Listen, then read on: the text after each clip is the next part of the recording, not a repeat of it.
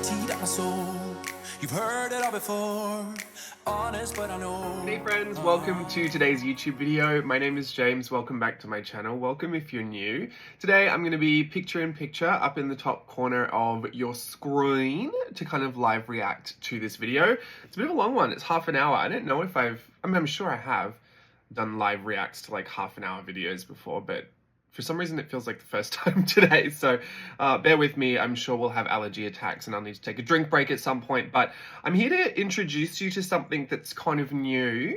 I've had this idea for a while. Actually, if you remember back to Playtest Patreon 2, maybe, years ago, I did a traveler's notebook. We used to do those Happy Mailer boxes. I did those little boxes where I would test out new supplies, and one time I got a traveler's notebook made that was kind of pre-decorated. It wasn't like fully finished. There were black and white illustrations that kind of were on each page. But I also did this beforehand on my Etsy store, and I handmade them. Do you remember those ones with the deckled edges? So I had done this even before that. I liked this idea of having like not a pre-ready, but it was kind of like that. It was halfway there, like a pre-decorated journal to work in, mostly to kind of like inspire or like stimulate some kind of creativity. But at the end of the day, they were just kind of fun things to color in, and usually I think I used mine for planning, like it was like a planner.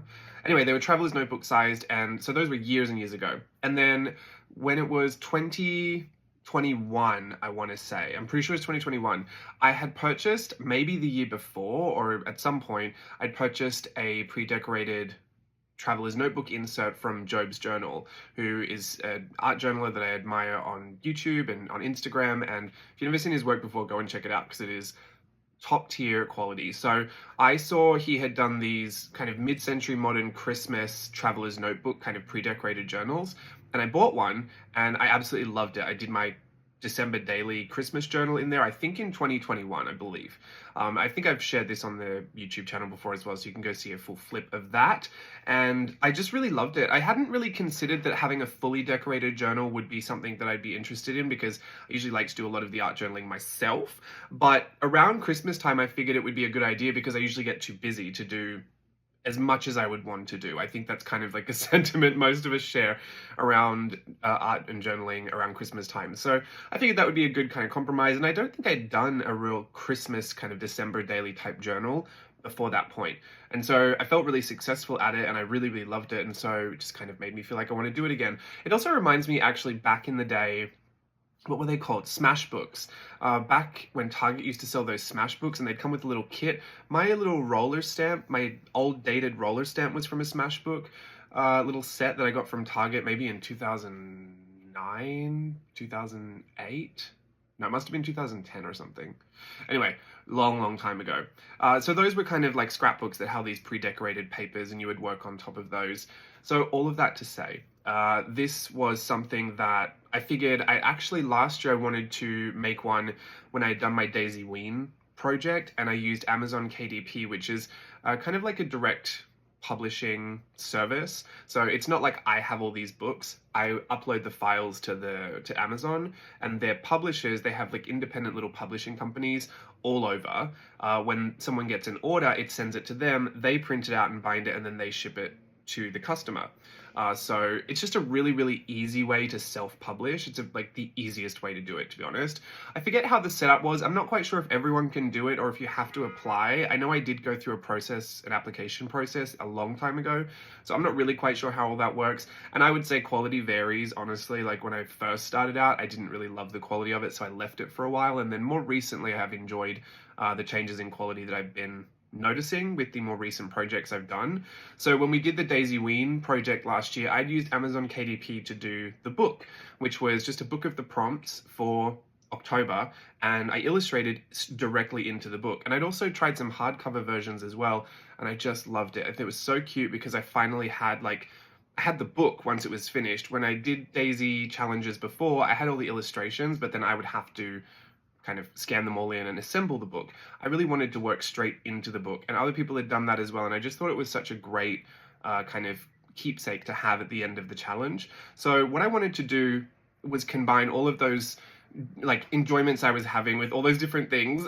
And last year I wanted to do a Christmas version of it and I'd started it and everything, but I didn't finish it, and I just couldn't get it done in time. If you remember last year, I had major life-changing things happening around that time, all good, but I was juggling a new schedule with dancing at Disneyland, and I just didn't have as much time as I had anticipated.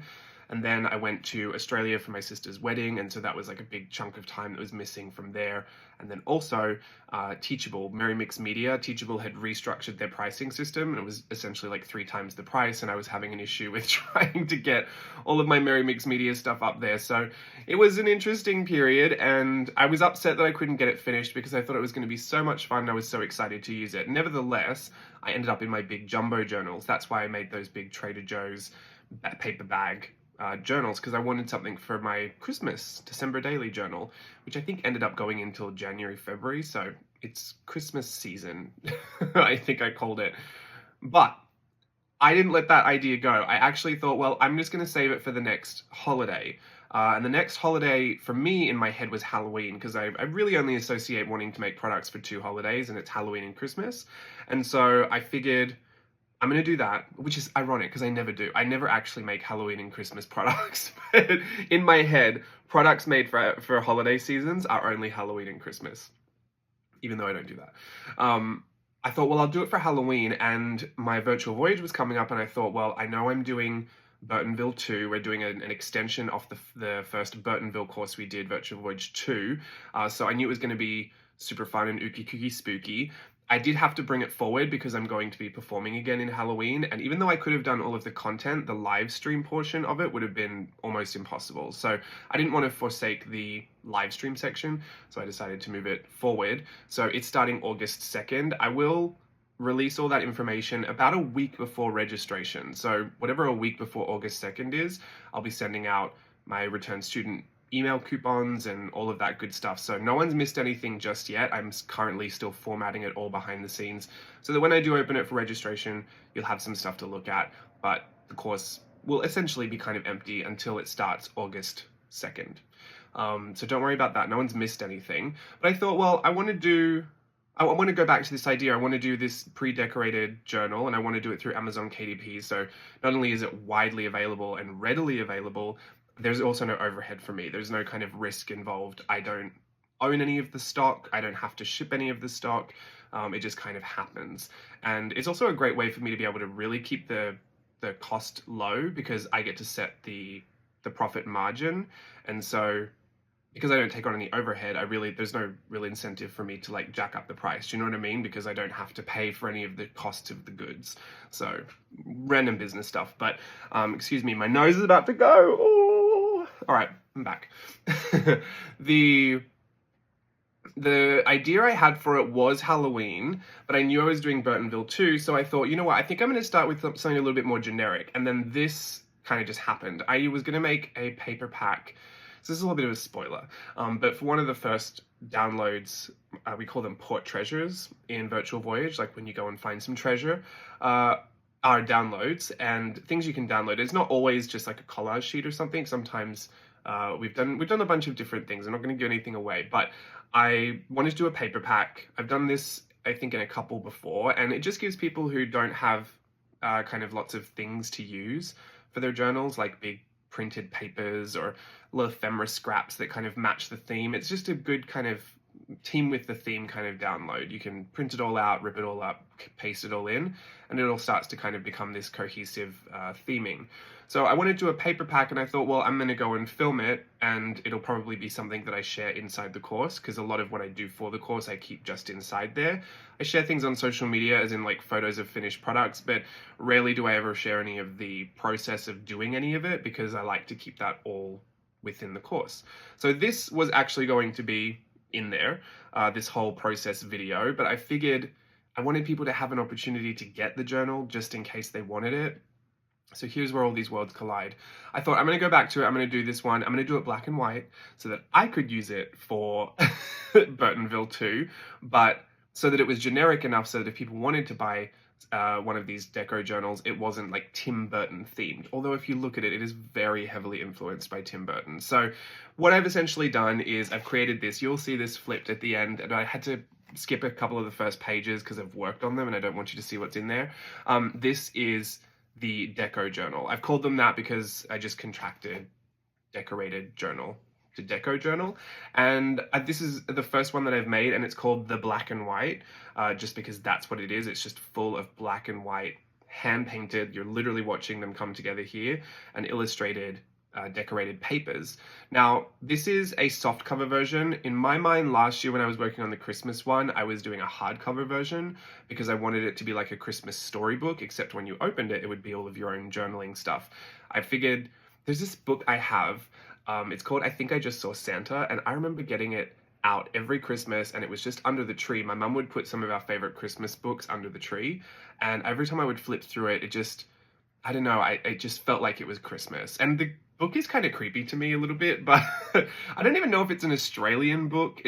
I don't rarely ever find it. Like, it's a really hard book to find, because I was trying to buy one for my home here. I might have to steal the one from home.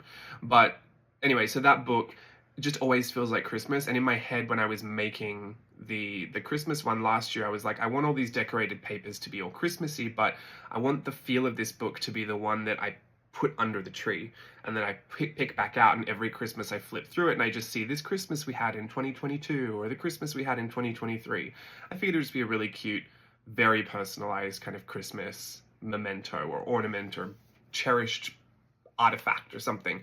So I was going to do hardcover. However, it's much more expensive to do the hardcover. So I figured for the first one, I'm going to do it soft cover. We'll see how it goes. Originally, I was just buying it for me. I was only going to buy an author copy. I was just going to test it. But I know that people don't like to miss out on things, because I know I don't like to miss out on things. So here we are. I'm revealing it to you. It is the black and white. It is the DecoJournal, my first one. And I do plan on having a lot more. I am going to be working on the Christmas one that I can do for this year. Hopefully I can get that done, fingers crossed. I just need some time to get it done, but I do plan on kind of just making a bunch of them. Like, I'd love to make a rainbow kind of really colorful one, and I have 3 years worth of Collage Club pages at this point, and I have a whole bunch of background ones that would all probably make a really beautiful colorful theme. Like, there's so much that I feel like I could do, and the beauty of it is, for me, it's not really about making the best artwork for the backgrounds. It's about having it decorated. Like, when I first used that one, well, I mean, I did the Smash books years ago, but I didn't really know about art journaling back then. But when I used the one from Job, it was really interesting to see the pages. Like, I really loved the way it looked, and sometimes I felt like the layouts just kind of fit together, because I would see a little square box over here and I'd think, great, I'm going to put my photo right in there. Then I'd see a little bit of decoration in the corner and I'd think, great, well, that can be my decoration. I'll put a little extra sticker here. And then I'd see like a space down the side and I'd think, well, I'll just do my little writing in there. It was kind of already formatted in a sense. It's formatted with the decoration. So a lot of what I've got in this journal is just really big black and white pages, but I've actually mashed a lot of them together. What I did in this kind of play session was use all of these wild mixed media materials, and I mean, I really got messy. You can see it. It ruined that little vinyl tablecloth. Actually managed to get a lot of that ink out. It was bizarre, but a lot of it came out. Then I did something else on it that had purple acrylic ink. I think it was purple. Yeah, and that's actually what ruined it. So really ironic. I thought it was gone after this, but a lot of it came out. So this is the play session that I did to make all of the, I guess I call them assets. Like, whenever I'm making a workshop, I think all of the artwork that could be used for the workshop is an asset, like a visual asset. So I was just making all of these, and I think originally I was just thinking I'm going to scan them all and just kind of put them in a paper pack. But when I went to go and do the DecoJournal, I went into Photoshop and I would layer them over the top of each other. I made sure the colors were cohesive, because sometimes I use colored papers, like I used that yellow colored paper.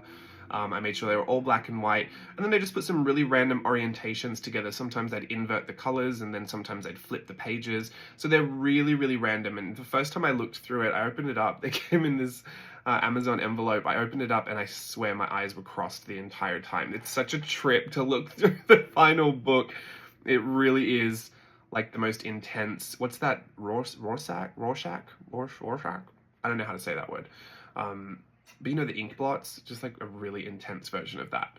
So this is it. It is available on Amazon. I will link it in the description box below. I think almost everywhere it's $10. Like, I think whatever I put $10 in the US, and then it makes the equivalent everywhere else.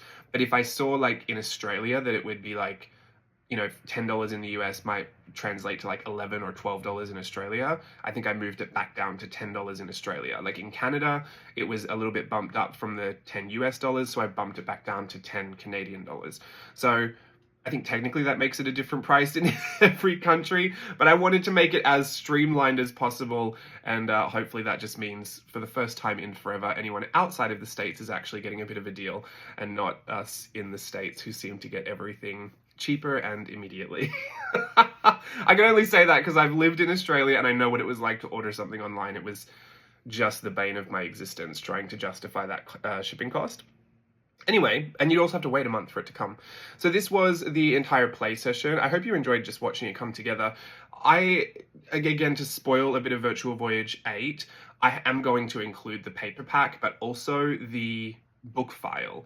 So the file that I used to create the book, the one that I sent off to Amazon, to the publishing, portion of that website, I'm going to put that file in there as well, so that if for whatever reason you do have a big old industrial printer that can do A3 sizes or something, you can format it if you want to and make the book out of it. You can just print all those sheets out and just, staple them together to make your book, or just use them as ephemera, print them out, cut them up, and glue them straight into your book as layered paper layers or whatever. I'm not going to suggest anyone do anything specific, but I just want to make that available because I really don't believe, like last year when we did the Daisy Ween stuff, like these projects that I do, there is a small royalty involved every time I sell one, but they're more community based. Like, they're just things I want to enjoy. Like, these aren't things I consider like products. The products that I make, like stamp sets and washi tapes and things like that I put in my Etsy store, that's where I kind of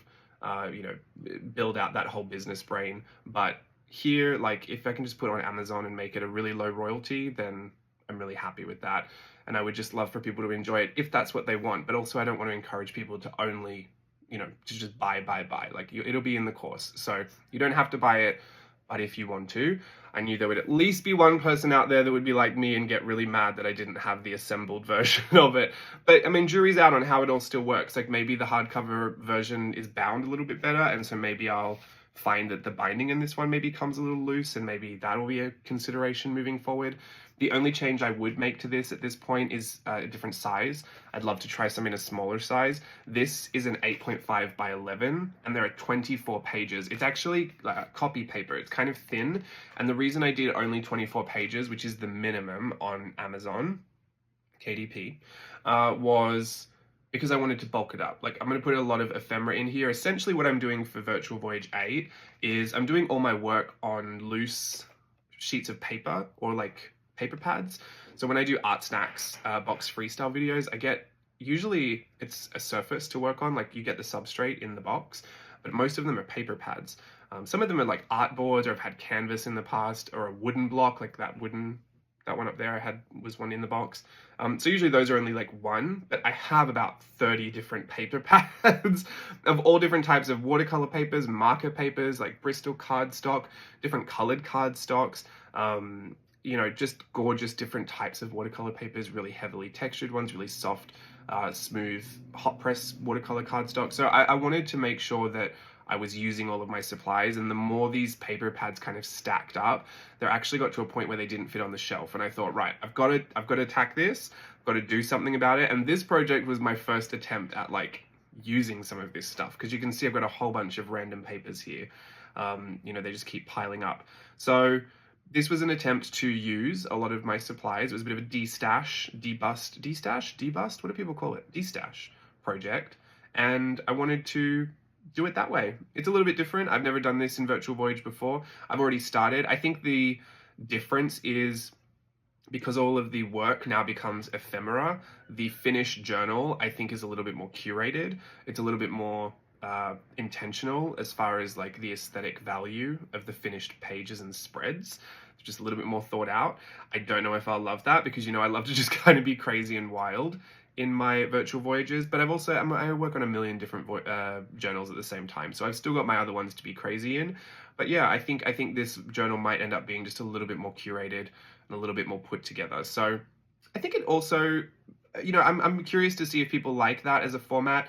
I'm not encouraging that people do it that way, but if people do want to do it that way, I have had actually people in the past reach out and say, or just tell me that they wouldn't work in the journal, that they would work on separate pieces of paper, but they would put it in their journal at the end if they were happy with it.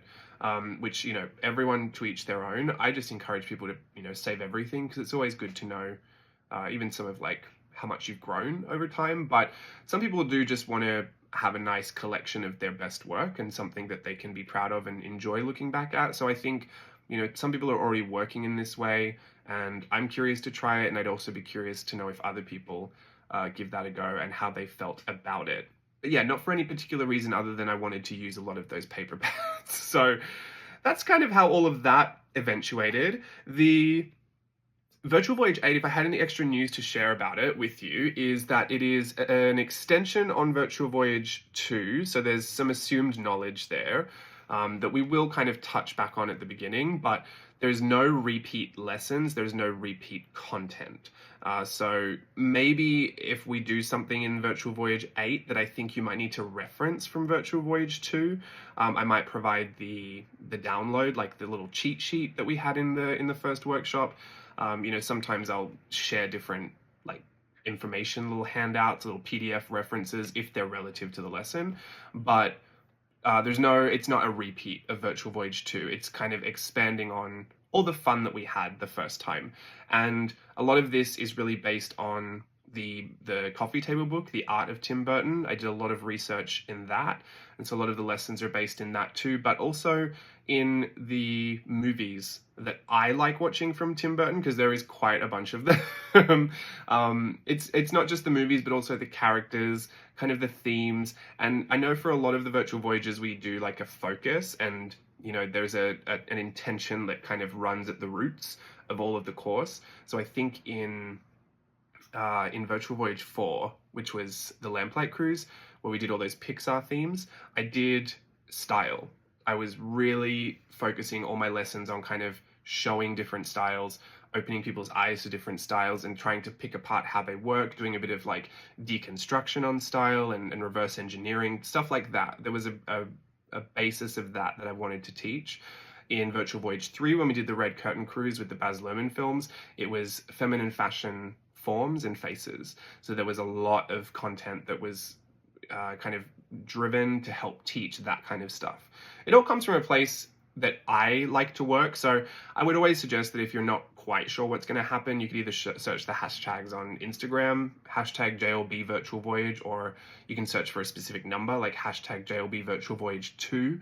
That will give you all of the Burtonville stuff that people have already done. And there's a lot of great work from students, so you can see what actually happens from the student perspective. It's always going to be a little bit biased coming from me because I'm the teacher, so it is great to go and check those hashtags to get a better understanding of it.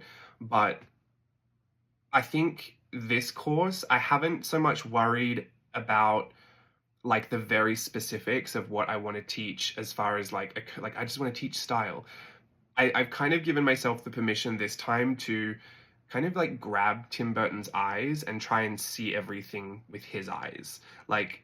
That's my process. I want to have as much fun and with reckless abandon, and I want to be as childlike and expressive as I feel like all of his artwork is in that coffee table book that I just pore over all the time. That's the intention. I need to be able to create like we're being Tim Burton. But that doesn't necessarily mean that every single thing we do is a replica of what he's done. Do you know what I mean? We'll be blending a few different styles. We'll be looking at themes that might not necessarily be from that Tim Burton world, but we're doing it with a Tim Burton spin, things like that. So basically, if you were looking for my motivation throughout the whole course and what I'm going to be teaching, it's mostly how to do it the way he does it and how to see it the way he sees it. So that's what I'm thinking of in the back of my head. Ultimately, though, it's just a whole bunch of art journaling and lots of fun. So get into that. I'll try and release the itinerary for you as well, because I want you to know when the live stream parties are. They're actually different times and on different days. So it's not really a completely cohesive schedule with that. And that was mostly just so that I could get Steve here, because Steve gets very busy in August, but I don't want to do the parties by myself because it's always much more fun with Steve. So we'll have a 2-week workshop from August 2nd to August 16th. We'll have 2 theme night live streams, an embarkation day live stream, a debarkation day live stream, and we'll also have a live on the Lido deck, which is like our random just kind of play party. The themes for this theme night live, the first one is called Fright Night, which is just ooky kooky spooky. I'll let you interpret that.